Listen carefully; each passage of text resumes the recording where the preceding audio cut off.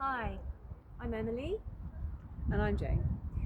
We are driving instructor trainers, and our company is called Driven, and we are audit trainers. And this is Arnold. Yep. I don't know if you can see him, he's a little bit out of frame. Arnold, come back here. Say hi. Say hi. Arnold, say hi. He has been on a different video as well, so you may have seen him before.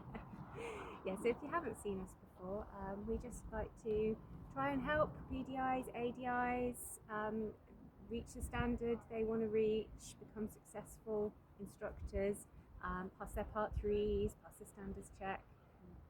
We're here to help.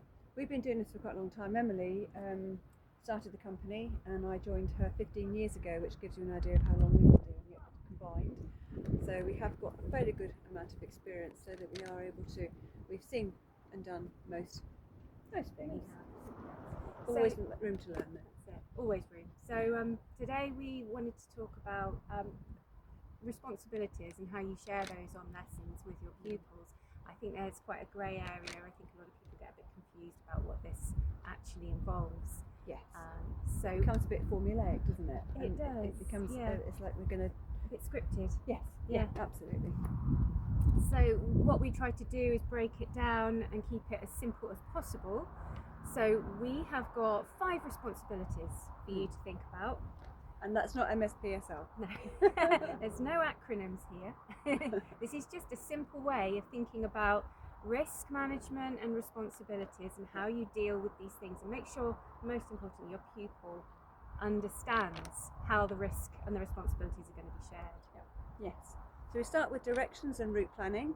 In order for your pupil to go anywhere, you will have to have set a route and direct them around that at the very beginning.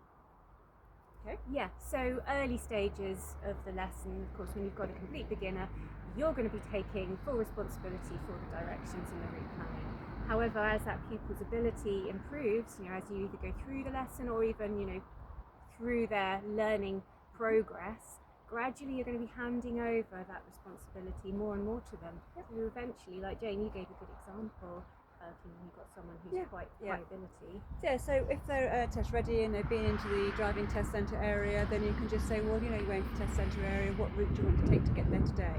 And hopefully you'll have covered a number of different routes, if it's possible, because it's not always easy to do that. And then they can choose their route. They can take their own way from their own house to the driving test centre, and then when you get there, then you can then reset the directions and the route. Yeah.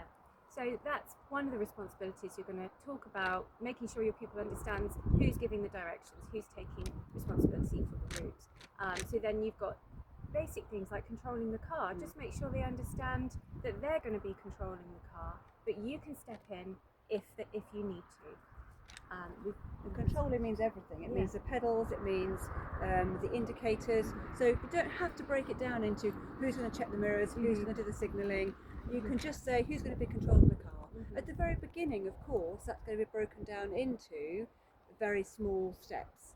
But again, when you get someone who's test ready or been doing this for some time, they're partly trained, then you don't have to tell them who's going to look after the mirrors and signals.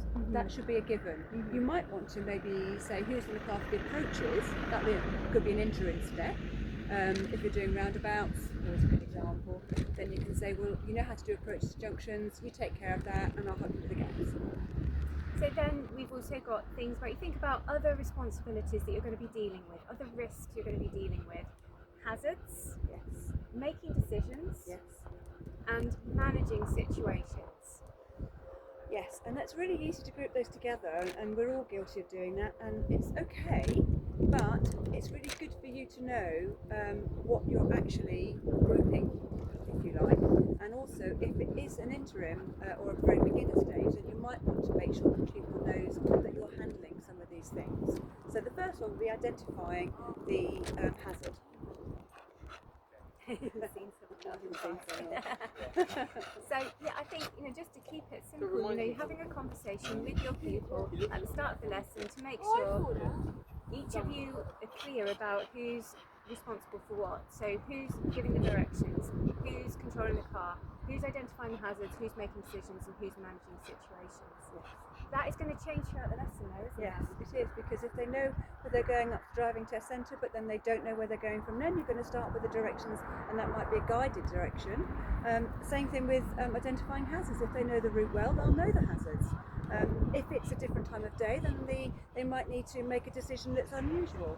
It does so depend on everything, but these are the steps we need to be looking at and thinking about in order for people to actually be aware of who's doing what.